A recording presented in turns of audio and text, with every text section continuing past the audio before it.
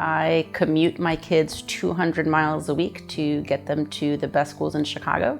I joined Raise Your Hand during the 2012 budget cuts that slashed a lot of community schools, including where all of my children started. And then I joined the LSC, the local school council, and became the LSC chair because there was a vacancy.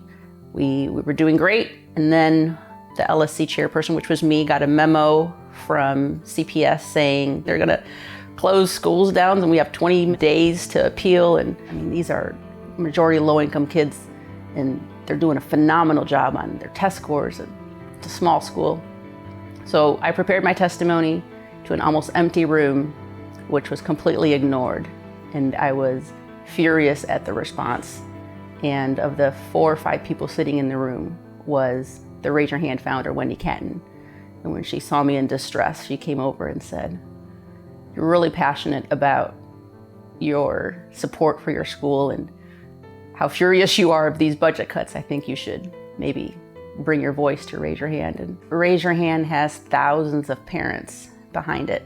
We need a civil society, we need an educated, empowered, just society, and all of those things cannot happen unless you have a well-resourced public education that every kid has access to. Raise Your Hand has always called for a TIF surplus. A third of the city sits in these TIFs, and yet the city says there's no money to fully fund an adequate public education for every kid in the city. We are strictly opposed to using public dollars for private development when we have unfunded priorities of our children not being placed in people's first interest. And we can't wait another school year. We can't wait another 2 or 3 school years. This needs to get funded now. And the money that we need is sitting in those TIFs.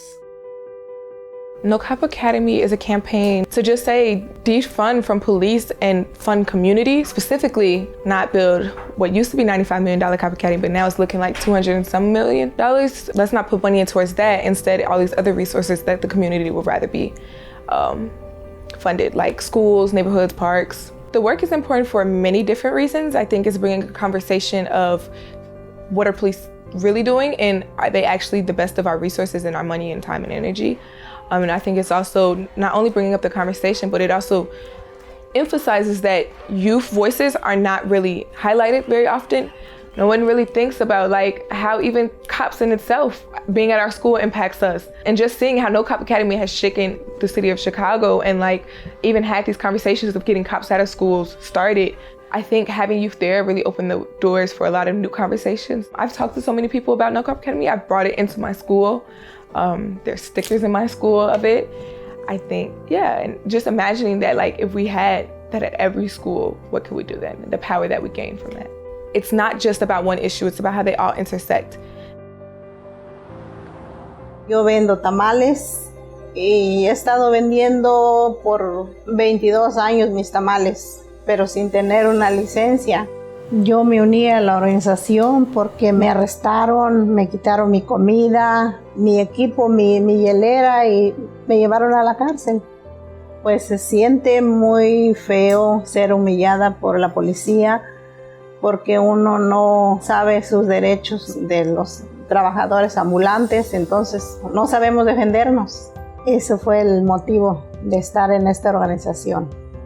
Pues es importante porque nos ayudan a todos los vendedores ambulantes. Me ha ayudado mucho económicamente, personalmente, psicológicamente. Hemos aprendido muchas cosas en grupo.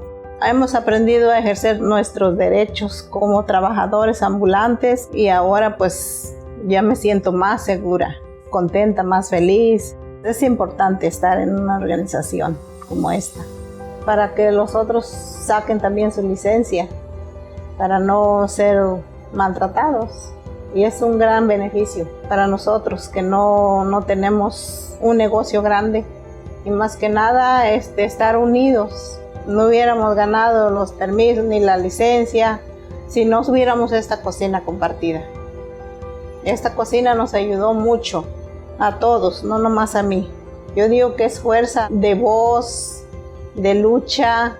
Nuestras luchas están conectadas a la gente a las organizaciones, las redes sociales, en migración, los derechos de las mujeres y el bienestar del mundo.